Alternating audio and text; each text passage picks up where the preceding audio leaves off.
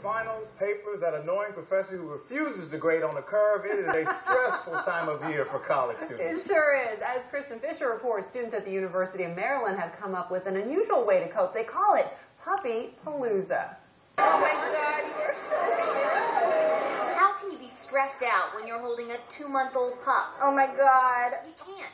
Which is the whole reason that every year student groups team up with the Forever Home Foundation to bring together puppies and students right before finals. Stressful week. I'm studying for a couple of criminal justice exams. Oh my God, I have so many exams and so many papers, but this makes it all better.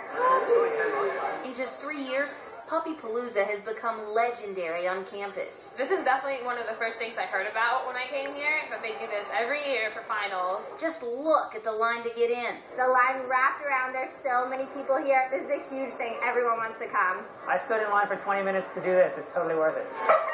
Each pup has its own way of taking the stress away. Kato likes to play.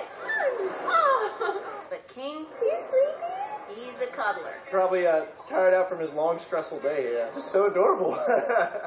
They're sad enough. There's nothing else to it. Now, Gloria here, like most of the puppies, come from high-kill shelters. All of them still need a home. Only problem with this situation here is that most of these students want to adopt these little guys, but they can't because they still live in on-campus housing. If they would let us take this guy to our on-campus apartment, it'd be done. It'd be done today. In College Park, Kristen Fisher. He's done. 9 News Now. Good night.